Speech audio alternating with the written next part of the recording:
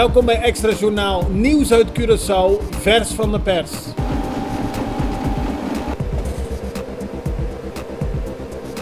En dit is het nieuws van vandaag.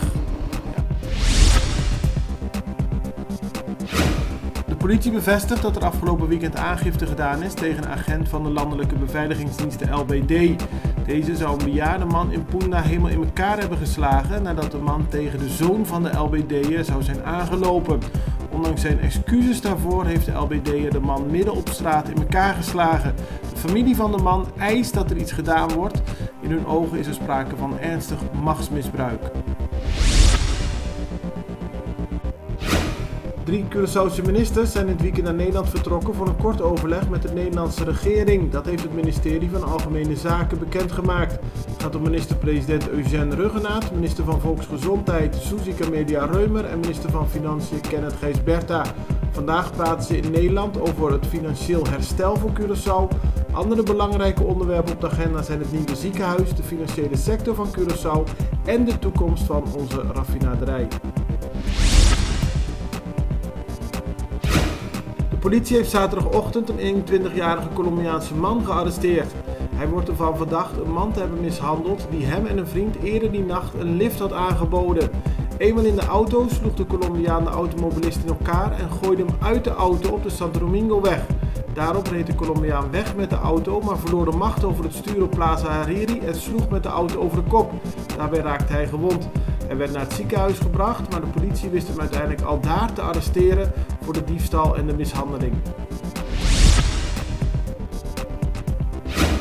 Door snel te handelen heeft de politie afgelopen zaterdagmiddag 3 overvallers opgepakt, waaronder een 16-jarige jongen. De 3 zouden kort daarvoor een man hebben overvallen in een horecagelegenheid in Suikertuintje. De politie wist uiteindelijk te arresteren in de tuin van een huis in de Oranjestraat. Daar werden ook de wapens en de gestolen goederen aangetroffen. Minister van Justitie Quincy Girigori eist dat een lokale middagkrant een bericht van vorige week rectificeert. Die krant schreef namelijk dat er een klacht wegens geweld was ingediend tegen korpschef Mauricio Sambo. Minister Girigori zou de hand boven het hoofd van de korpschef hebben gehouden. Volgens Girigori is daar niets van waar en hij eist rectificatie. De Centrale Bank van Curaçao en Sint Maarten heeft dit weekend gewaarschuwd voor valse bankbiljetten van 100 gulden die in omloop zijn. De biljetten zijn volgens de bank van extreem goede kwaliteit en bijna niet van echt te onderscheiden. Een van de meest opvallende kenmerken van de vervalsingen is dat het papier iets dikker en stijver is.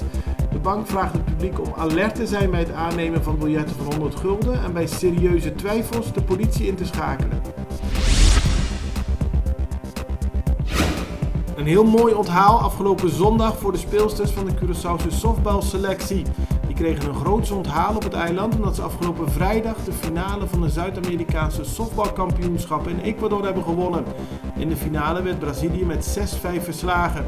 Op Curaçao wachten fans, familie en vrienden de selectie op de luchthaven op. Daarna volgde een zegentocht naar Buena Vista Ballpark waarbij het publiek langs de kant van de weg het team toejuichte. In het ballpark waren vele fans aanwezig en konden de speelsters worden toegejuicht op de rode loper. Ook waren enkele ministers aanwezig. Dit was Extra Journaal met nieuws uit Curaçao in het Nederlands elke doordeweekse dag. Tot de volgende keer.